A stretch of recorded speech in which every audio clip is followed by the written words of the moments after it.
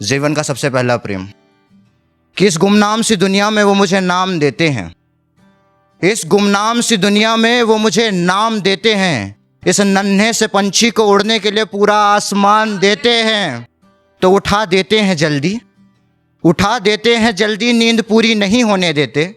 उठा देते हैं जल्दी, नींद पूरी नहीं होने देते। क्योंकि सपने देखता हूं मैं, मेरे माता पिता मेरे सपनों को अंजाम देते हैं।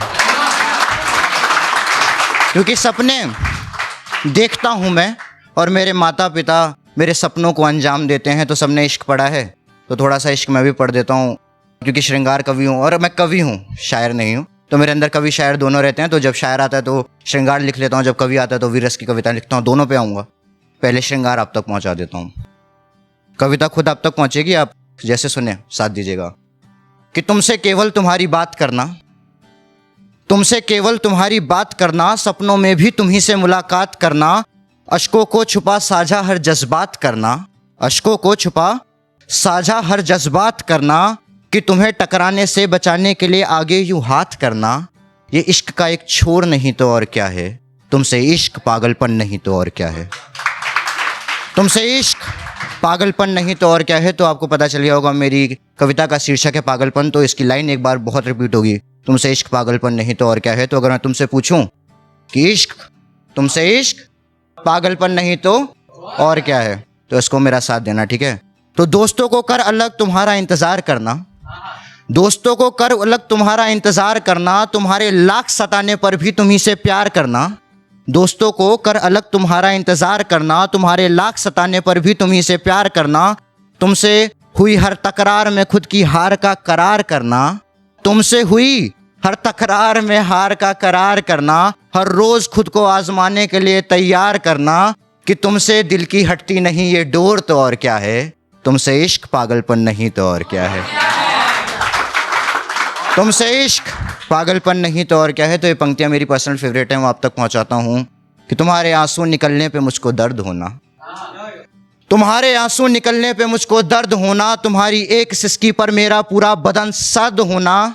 तुम्हारी बेफिक्री में ना फिक्र मेरी शामिल हो इसकी फिक्र करना, तुम्हारी बेफिक्री में ना फिक्र मेरी शामिल हो इसकी फिक्र करना। तुम्हारी जहां नहीं भी होती बातें वहां तुम्हारा जिक्र करना। और ज़माने का मुझे पता नहीं, ज़माने का मुझे पता नहीं, पर मेरी मोहब्बत का ये चल रहा दौर नहीं तो क्या है, तुमसे इश्क पागलपन नहीं तो और क्या है। तुमसे इश्क पागलपन नहीं तो और क्या है। तो तुम्हारी मोहब्बत में ये ज़माना मुझे पागल बुलाने लगेगा, तुम्हारी मोहब्बत में ये ज़माना मुझे पागल बुलाने लगेगा।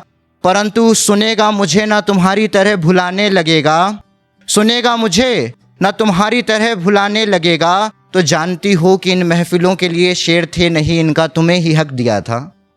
ये शेर महफिलों के थे ही नहीं, इनका केवल तुम्हें ही हक दिया था। क्योंकि तुम्हारी इन टेढ़ी बातों पे उदास चेहरा हंस दिया था। तो तुम्हारे जाने पर ही सही, तुम्हारे जाने पर ही सही, महफिलों में मचा मेरे नाम का शोर नहीं तो क्या है, तुमसे इश्क पागलपन नहीं तो और क्या है। तुमसे इश्क पागलपन नहीं तो और क्या है। तो दूसरा प्रेम भी खत्म हो गया, पहली माँ प्रेम खत्म हो गया। मैं वीर रस का कवि हूँ और वीर रस लिखता हूँ, ठीक है। तो अपनी कविता आप तक पहुँचाता हूँ। कविता का शीर्षक है कि कलयुग दर पे आ पहुँचा है निद्रा त्यागोराम, ठीक है। ये कविता जैसे जैसे निकले, क्योंकि अभी अभी लिखी है, तो आप तक पहुँचाता हूँ। सारे बंद अभी एकदम ताज़े ताज़े हैं, आप तक पहुँचाता हूँ। जैसे आप सुने, मेरे को बताइएगा कि दुष्टाचारी दुर्योधन के दुष्कर्मों पर अब ललकारो शाम, दुष्टाचारी दुर्योधन के दुष्कर्मों पर अब ललकारो शाम, कलयुग दर पे आ पहुंचा है निद्रा त्यागोराम। कलयुग दर पे आ पहुंचा है निद्रा त्यागोराम। और निद्रा त्यागोराम किसे, त्रेता वाले राम जी को कह रहा हूं। उन राम जी का हर एक अंश यहाँ पर बैठा हुआ है, उनका इतिहास हमारा है, हम सनातन इतिहास वाले हैं, तो हम सबके अंदर भगवान श्री राम है। तो यहाँ बैठे हर श्री राम से विनती कर रहा हूँ कि कलयुग दर पे आ पहुंचा है, वो निद्रा त्याग दे। अगर एक श्री राम ने भी निद्रा त्याग दी ना, तो ये कलयुग में भी सतयुग दोबारा से आ जाने वाला है। तो पहुंचाता हूँ कि कलयुग दर पे आ पहुंचा है निद्रा त्यागोराम। तो लोग डफली बजा बजा कर आज़ादी के नारे लगा रहे हैं, लोग डफली बजा बजा कर आज़ादी के नारे लगा रहे हैं। सत्य सनातन इतिहास हमारा उसको झूठा बता रहे हैं, सत्य सनातन इतिहास हमारा उसको झूठा बता रहे हैं। और मारीच सोने के हिरण के पीछे लोग भाग रहे हैं। मारीच सोने के हिरण के पीछे लोग भाग रहे हैं और गजानन की धरती पे पैदा होने वाले माता पिता को त्याग रहे हैं।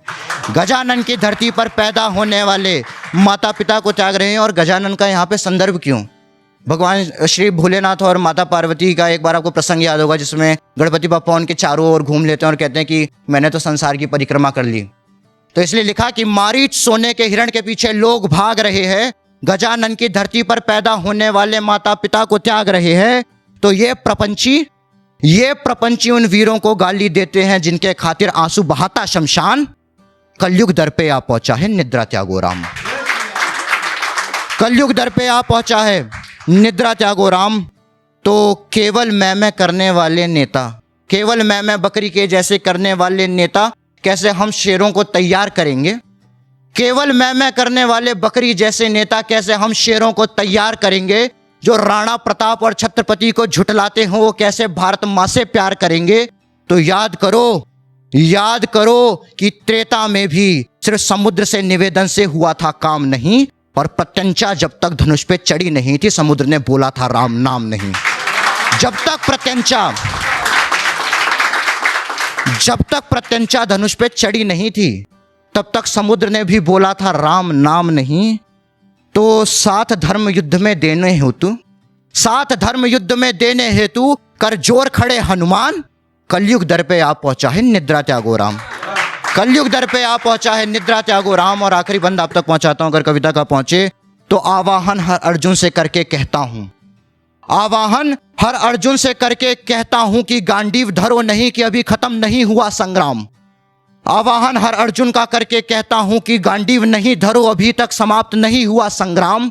कि शिशुपाल की गालियां पूर्ण हुई अब चक्र उठाओ श्याम, और दर्पण में खुद को देख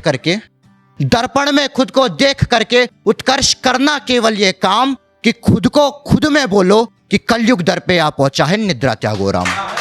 कलयुग दर पे आ पहुंचा है निद्रा त्यागो राम। तो आखिरी मेरी एक पंक्ति है और वो आप तक पहुंचा देता हूं कि कक्षा में एक दिन अध्यापक ने मुझसे बोला अपना आदर्श लिखो। कक्षा में एक दिन अध्यापक ने बोला कि अपना आदर्श लिखो, कि प्रेरित किससे होते हो उसके जीवन के संघर्ष लिखो।